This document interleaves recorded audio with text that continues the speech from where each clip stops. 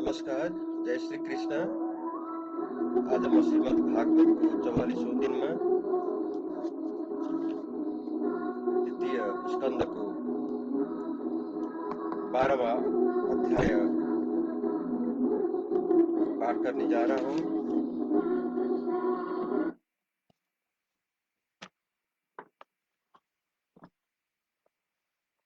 बारहवां अध्याय का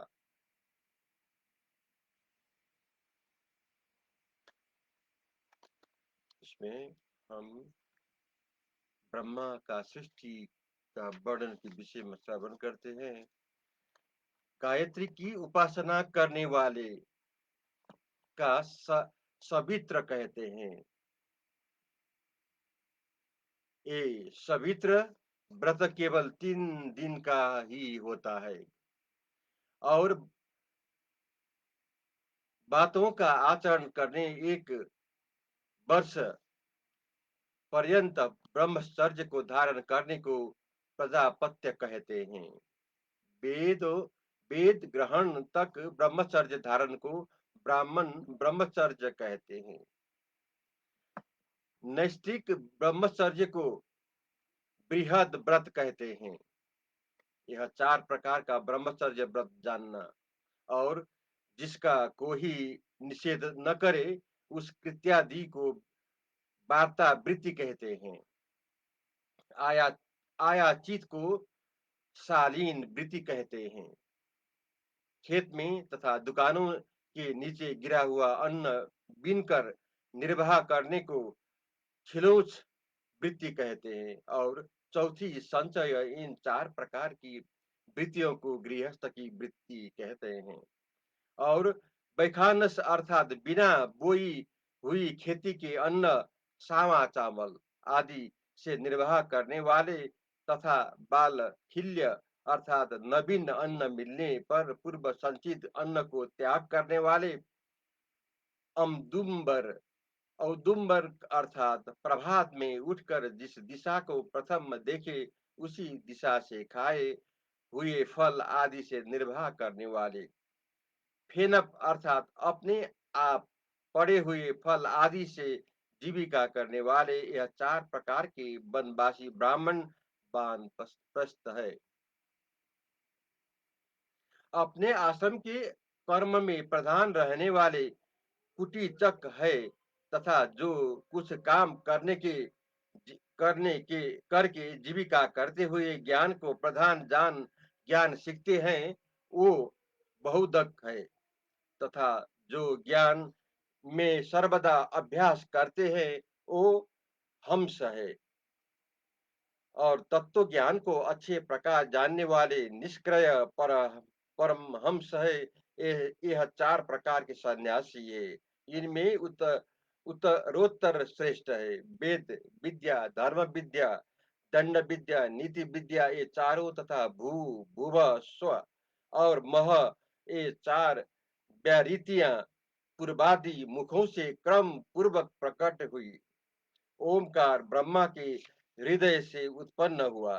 ब्रह्मा जी की रोमा बलि से उष्णिक छंद प्रकट हुआ। गायत्री छंद त्वचा से, तिष्टुप छंद मांस से, अनुष्टुप छंद स्नायु से,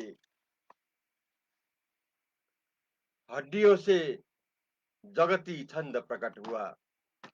मज्जों से पंक्ति छंद उत्पन्न हुआ। बृहतों छंद प्राणों से प्रकट हुआ और जीव से स्पर्श, क से म पर्यंत अक्षर प्रकट हुए। अ ई उ आदि स्वर देह से हुए। उष्मा उष्मा वर्ण स ख स ह, यह ब्रह्मा की इंद्रियों से हुए। अंतस्थल वर्ण ए र ल ओ ब्रह्मा जी के बल से हुए। निषाद, ऋषभ, गांधार, षडस, मध्यम, धैवत, पंचम, सा रे ग म प ध नि, सप्त सुर ब्रह्मा जी के बिहार से हुए। बहुत बल वाले ऋषियोगी संतान भी वृद्धि को नहीं प्राप्त हुई। तब जगत कर्ता ब्रह्मा जी अपने हृदय में चिंता करने लगे, यह बड़ा आश्चर्य है कि मैं नित्य ऐसे उद्यम कर रहा हूँ, परंतु प्रजा की वृद्धि नहीं होती है। निश्चय करके इसमें दैव प्रतिबंधक है, जो प्रजा को बढ़ने नहीं देता। ऐसे जब ब्रह्मा ने दैव को दोष दिया, अब उनके शरीर में से दो स्वरूप हो गए, जिसको कार्य करते हैं। एक श्री शतरूपा स्वयंभूव मनु की रानी हुई। उन दोनों ने मैथुन कर्म किया, तब से मैथुन धर्म प्रकट हो गए। उस मैथुन धर्म से प्रजा बढ़ने लगी। इन दोनों के प्रिय व्रत उत्तानपाद, यह दो पुत्र आकुति, देवहूति, प्रसूति, ये तीन कन्या हुई। स्वयं भूव मनु ने आकुति कन्या रुचि प्रजापति को दी। देवहूति करदम जी को और प्रसूति नाम कन्या दक्ष प्रजापति को दी, जिसकी संतान से यह संपूर्ण जगत भर गया। अब 13वां अध्याय पाठ करने जा रहा हूँ। इसमें भगवान द्वारा 12 रूप की जल से उत्पत्ति के विषय में श्रवण करते हैं। ब्रह्मा नासिका से लियो जस 12 अवतार, सो त्रयोदश अध्याय में वर्णी कथा विचार।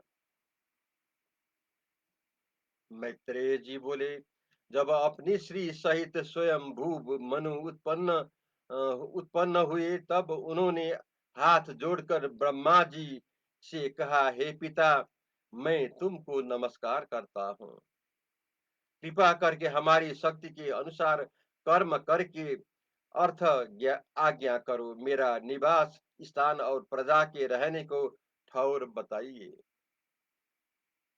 हे देव, जो पृथ्वी सब जीवात्मा का निवास स्थान है, वह महासागर के जल में डूबी हुई है। इस पृथ्वी के उद्धार करने के अर्थ आप उपाय करो। इस प्रकार पृथ्वी को जल में डूबी हुई सुन ब्रह्मा जी मन में बहुत काल तक यह विचार करते रहे कि किस प्रकार इस पृथ्वी का उद्धार करूं। परमेश्वर हमारे इस कार्य को सिद्ध करे। यह ब्रह्मा जी विचार कर रहे थे। तब ब्रह्मा जी की नासिका से के छिद्र से अकस्मात अंगूठा के अग्र भाग के समान बारह का एक बच्चा उत्पन्न हो गया। देखते देखते वह बारह आकाश में खड़ा खड़ा एक क्षण भर में ही हाथों के समान बड़ा हो गया। बड़ा आश्चर्य हुआ। मारीची आदि ब्राह्मण, शरत कुमार आदि मुनि व मनु सहित ब्रह्मा जी उस सुकर स्वरूप को देखकर अनेक प्रकार के विचार करने लगे।